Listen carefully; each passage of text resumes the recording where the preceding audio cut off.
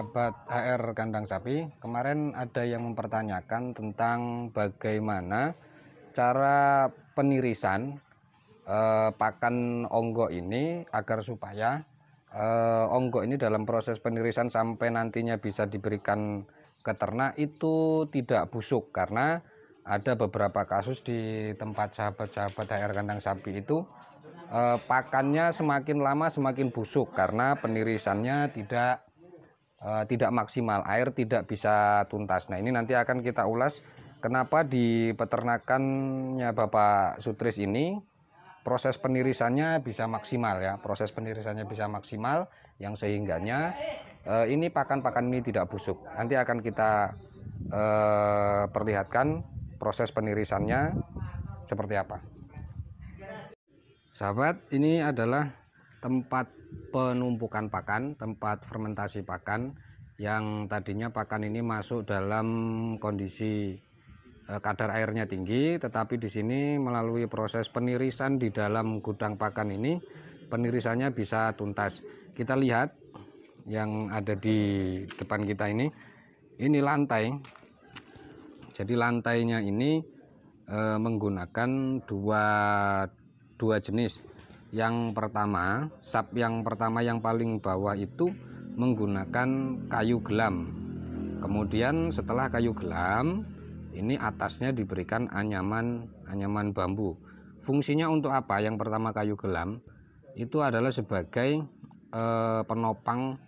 penopang di dasaran. Kemudian yang kedua ini ada anyaman bambu ini agar supaya bahan baku ini atau pakan ini tidak langsung menyentuh ke lantai. Nanti akan kita perlihatkan bagian yang kosong. Nah, ini gudang satunya, tempat fermentasi yang satunya ini sudah kosong. Ini bisa kita lihat dengan jelas. Yang harus diperhatikan posisi lantai. Posisi lantai itu harus ada kemiringan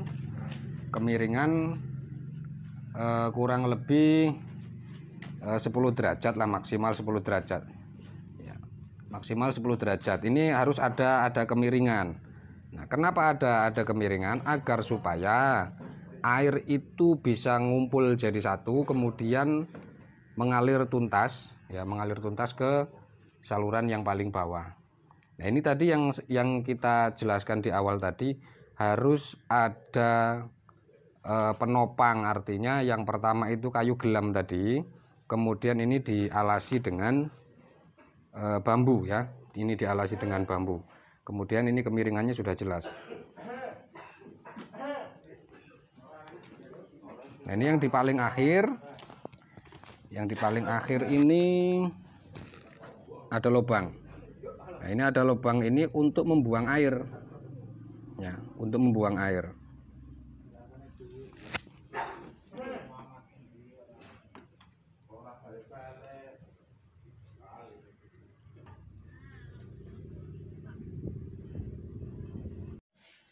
Nah, sahabat HR, ini adalah gudangnya tadi ya. Ini gudangnya tadi, tempat penirisan.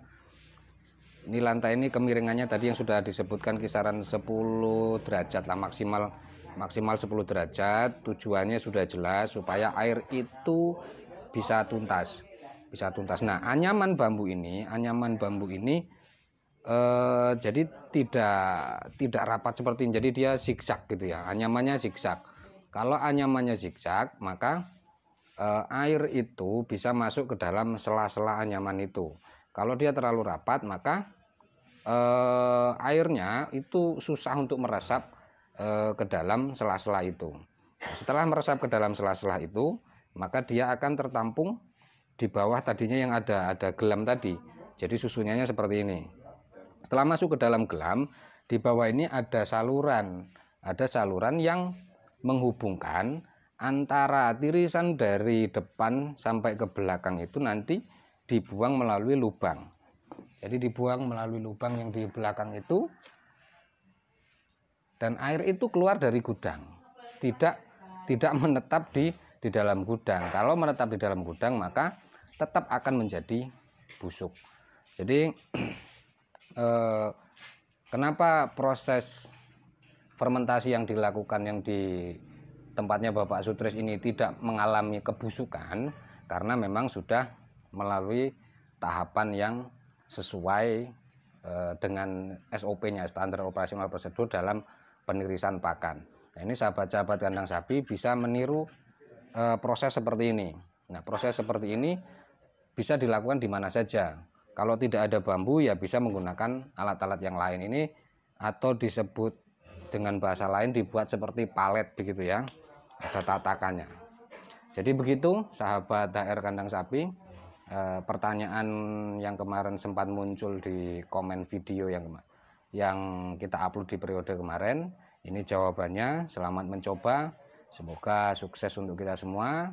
Salam mengandang, salam sehat selalu. Wassalamualaikum warahmatullahi wabarakatuh.